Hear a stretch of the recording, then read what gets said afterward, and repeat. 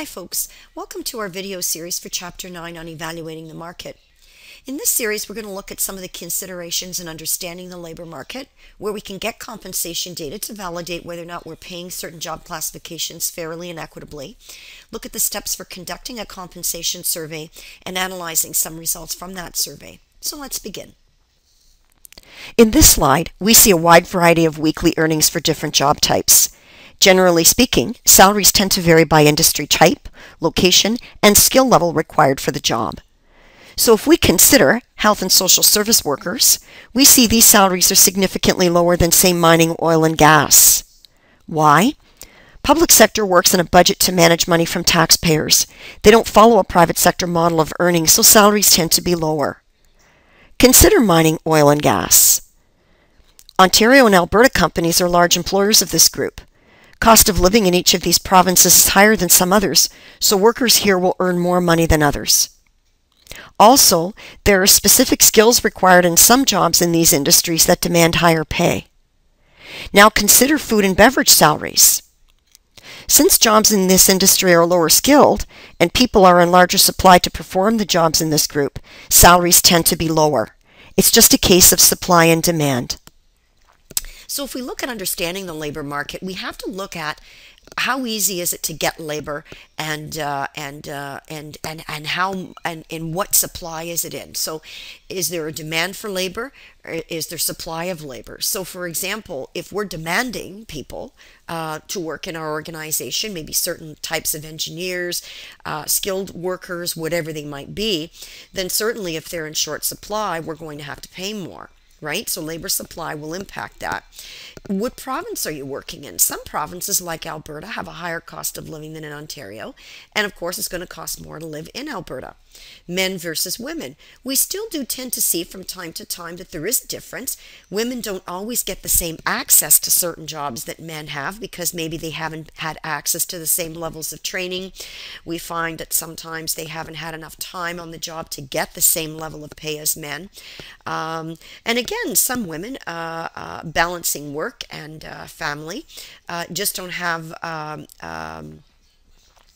a desire to some extent to reach some of the levels in industry that men reach. That's not always the case, but sometimes it is. You have to make a decision when it comes to balance. So sometimes there aren't as many women available to do jobs that men have traditionally done. We also find too, we have to look a little bit at the labor market within which you operate and the optics of which you pay. So if you look at the Prime Minister of Canada, you can see the Prime Minister earns significantly less than people who are working in sports. So the idea is, don't forget, the Prime Minister, it's a public position, right? So again, you don't want to have it seen that he's earning like $3-4 million a year, right? That wouldn't be right when you look at the fact that taxpayers are really paying for it. So you have to really think a little bit about how much you would be prepared to pay that job, given that the taxpayers aren't as wealthy as they used to be, don't have the same kind of disposable income to pay a higher salary than what this is. So optics wise, you have to be careful.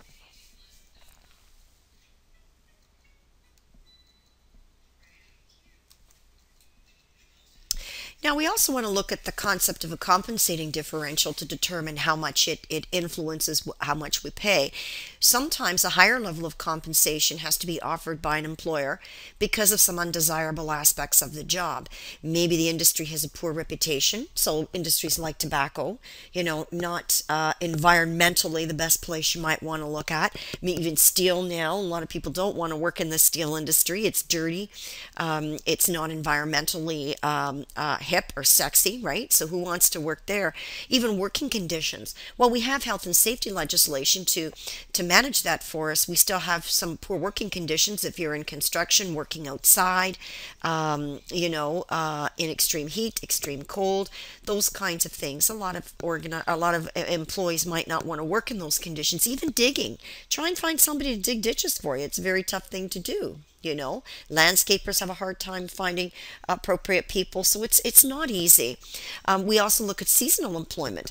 Some employers, if they only offer seasonal employment, they might have a hard time attracting people because people would want something full-time, a little more ongoing, and something that gives them a steadier paycheck throughout the entire year.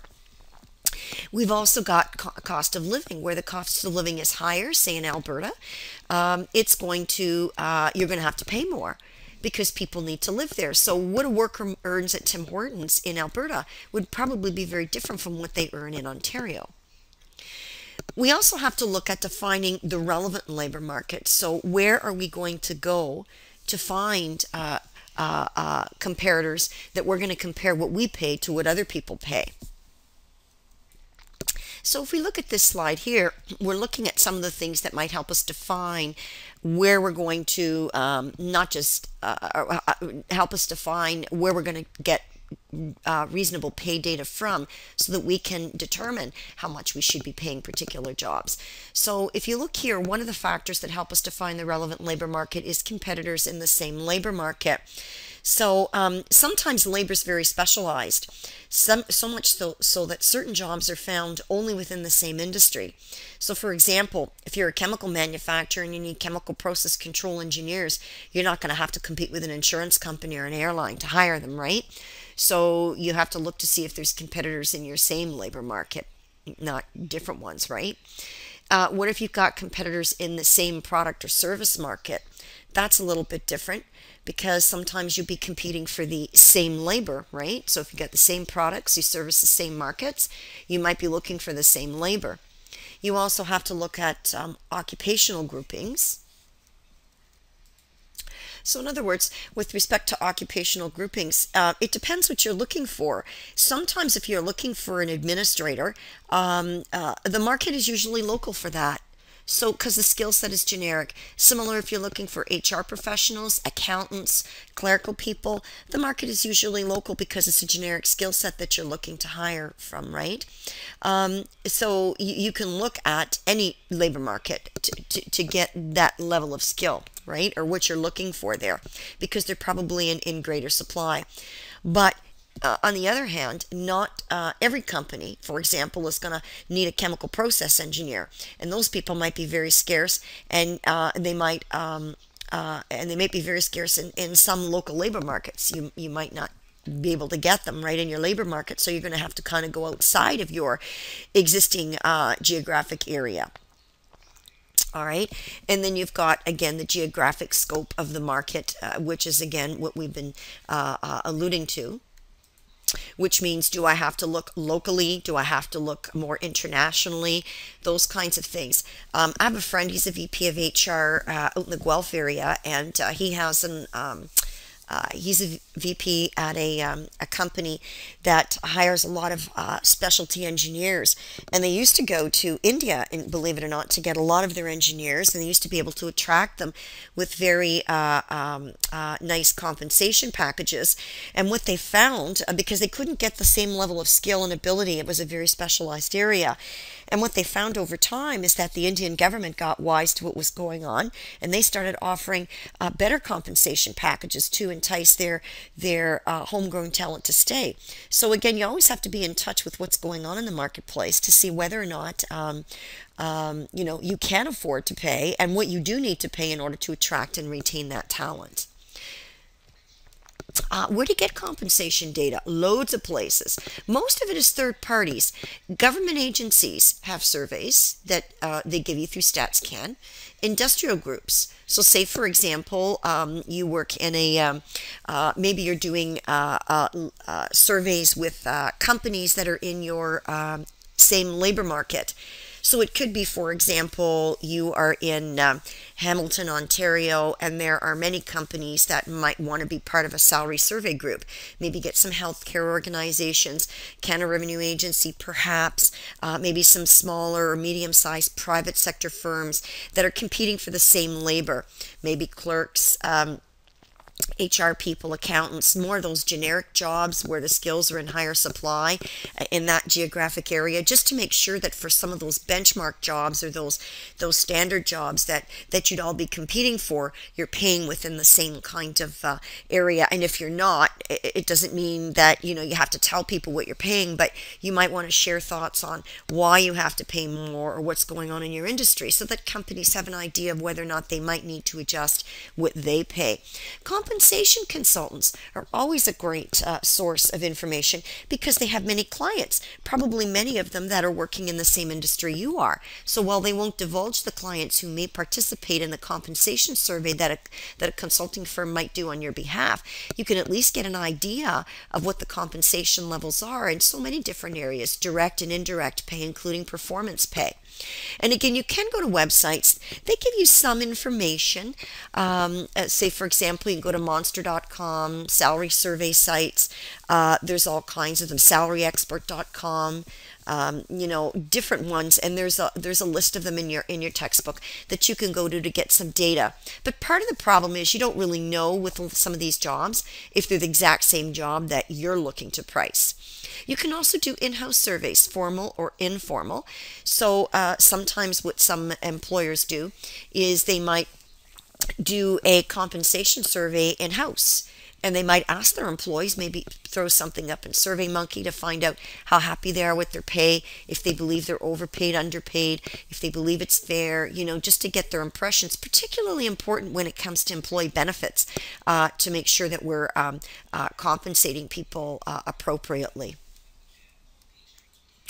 The other thing you can do for informal surveys, in-house surveys that are a little more informal, is sometimes if you look at some of the want ads that are out there, they may give an idea of what they're prepared to pay. Sometimes even the government's websites, if you go to any of the Human Resources Development Canada websites through the federal government, they have job postings for people who are maybe not working, and for them to look at. So employers will actually post jobs there for free if they're looking for workers, and particularly if they're saying, hey, even somebody who's unemployed who might be collecting employment insurance might be looking at this job board. And those job boards are available online as well as in person. And again, it just gives you an idea of what other companies are paying. So there's a lot of options when it comes to in-house surveying. The other thing you can do is do a formal one and get a compensation consultant to actually do it for you, but then it becomes a little more of a third-party survey. But most organizations who do in-house surveys do try and do them themselves if they have the expertise. Now, what do you want to do when you're conducting a compensation survey? Well, make sure you know which jobs you want to survey, what information you want on them. Do you just want their base pay? Do you want their indirect pay? Do you want to know if they get performance pay? Do you want to know what their vacation plans are like? Anything. Identify which employers you want in your survey and determine how you're going to collect the data. So let's have a look. The first thing you want to make sure of, we said here, is make sure that you identify the jobs that are going to be surveyed and that there's a match. So you have to make sure that you have to, if you're going to survey a particular job like chemical engineers or administrative assistants, you want to make sure that they're doing things that are similar to what you would want them to do in your organization. So the job descriptions have to match, right? So usually when they're doing a survey, whether it's usually more the formal surveys that might be sent out, even if it's through a compensation consultant, you as somebody who's participating in the survey might need to first and foremost find out or identify, based on the job description and the title, or a small description, that summary we're talking about here, if that job's a match to yours. Because if that's the job that the company who ordered the survey wants to survey and you don't have it, it's not a good match, then you should just tick a box that says not a match and then just keep moving on. So again, and if there is a match, then keep going and answer the survey. Right? So when selecting the jobs that you're going to survey, it is important that you have a variety of job families and that you provide examples of the jobs with a brief description. Okay? So I'm going to stop the video here, and then what we're going to do for the next series of videos is we're going to look a little bit at some of the questions that you'd ask in a survey and how you might go about collecting compensation information.